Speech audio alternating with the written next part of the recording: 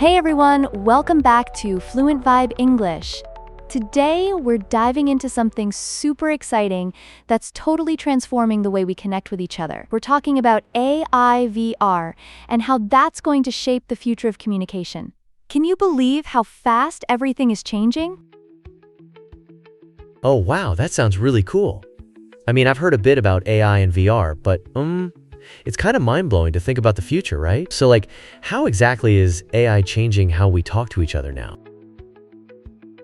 Great question. So imagine you're trying to learn a new language, right? And you're really into chatting with someone from a different country. AI chatbots can assist you in practicing that language. They analyze what you say, give you feedback, and even suggest better ways to phrase things. It's like having a personal language coach, 24/7. Oh, no way. That's like having a friend who never gets tired of correcting you. But how does it actually work? Is there a computer brain or something? Exactly. It's all about machine learning, which is a part of AI. These chatbots have been trained on tons of conversations and can learn from every interaction. It's kind of like how a toddler picks up a language by hearing it over and over again.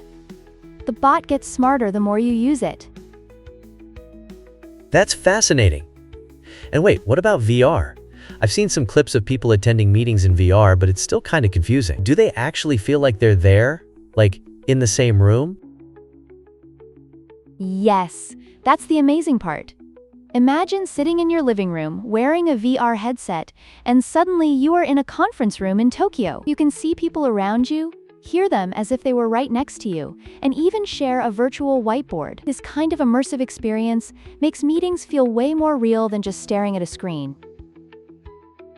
Whoa! That sounds so futuristic. It's like a sci-fi movie. But, do you think people would feel more connected, or is it, too weird to be in a virtual space with them? That's a brilliant point. I think it can enhance relationships. For example, let's say you're a business professional in New York, but your team is spread out all over the globe. With VR, you can build a stronger bond. You get the body language, the eye contact, all the emotional cues that email just can't convey. I can totally see how that would help. But what if someone is, not good with technology? They might struggle, right? Great observation. Yeah, there could be a learning curve for some people. But, just as we learn to use video calls or smartphones, it's something we can adapt to. Plus, tech companies are making VR more user-friendly every year. Soon, it'll just be a natural thing to do. Wow. And I imagine if we took it even further, maybe one day kids could learn in VR classrooms? I'm picturing a classroom on Mars or under the sea. Ha!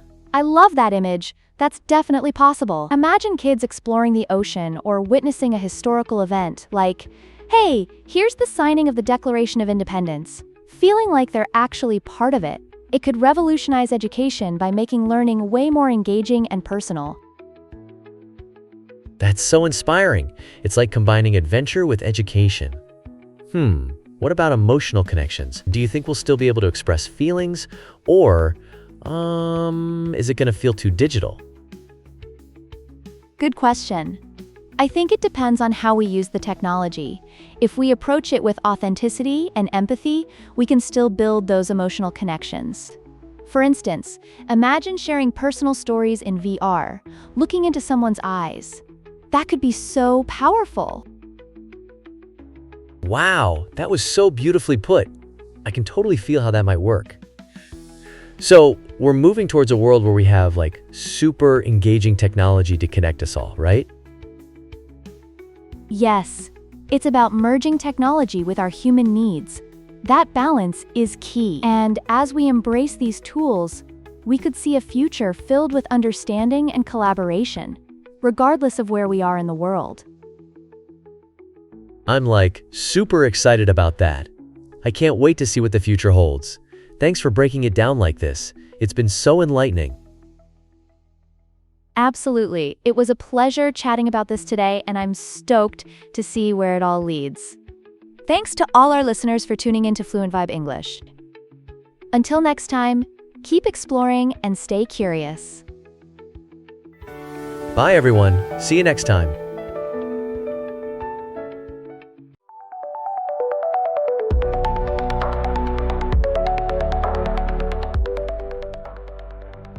Hey there, everyone. Welcome to today's episode, Digital Nomads, Working and Traveling Around the World. We're diving into a lifestyle that blends work and travel seamlessly. Imagine it's as simple as sipping your favorite coffee.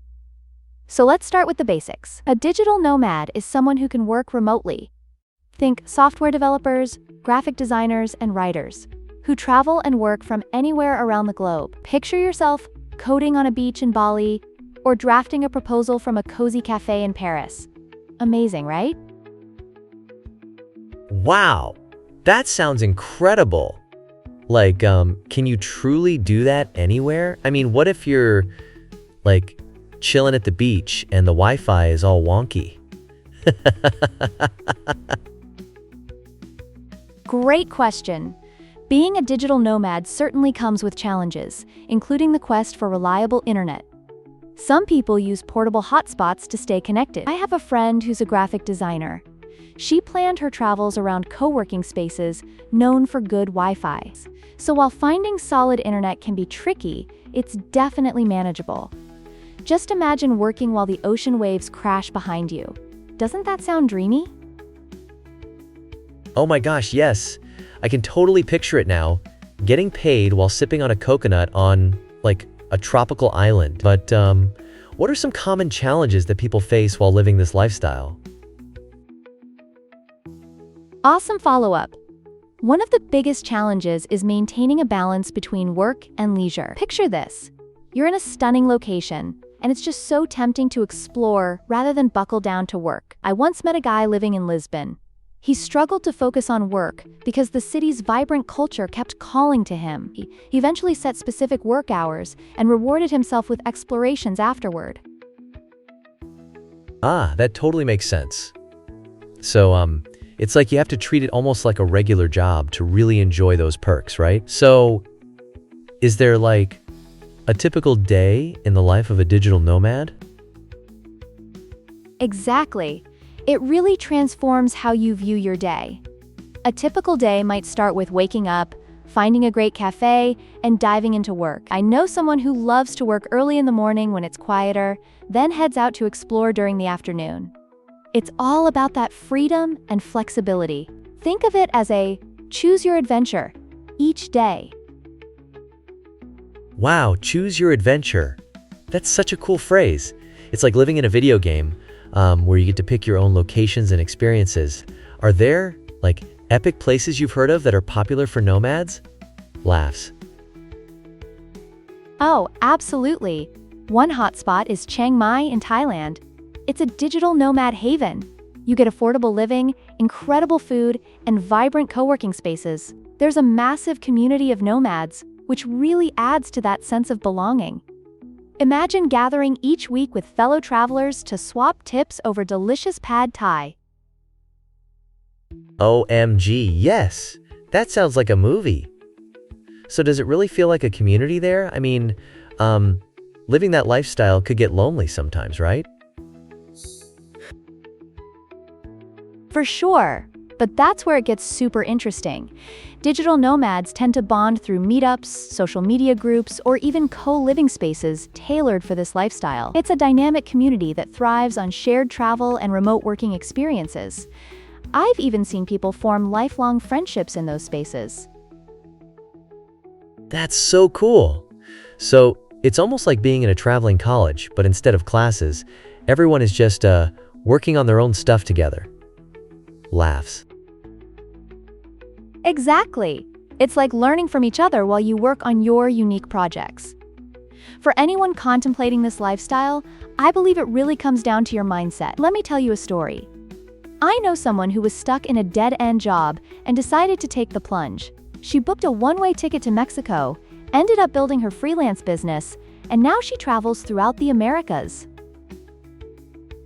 Wow, that's so inspiring. So, what advice would you give to someone who's, like, sitting on the fence about becoming a digital nomad? Great question. I'd say start small. Test the waters. Consider planning a working vacation to see how you like balancing work and travel. Connect with others in the nomadic community, embrace the journey, and keep in mind, it's all about enjoying the ride. There's a world full of experiences just waiting for you. Yep, definitely. That's such a motivating perspective. I mean, who wouldn't want to live life like an epic adventure? Laughs. Absolutely. And with that, we hope this episode inspires you to think about what life outside the traditional work environment can be like. So, keep dreaming big, everyone. Totally. Thanks for joining us today. It's been an eye-opener.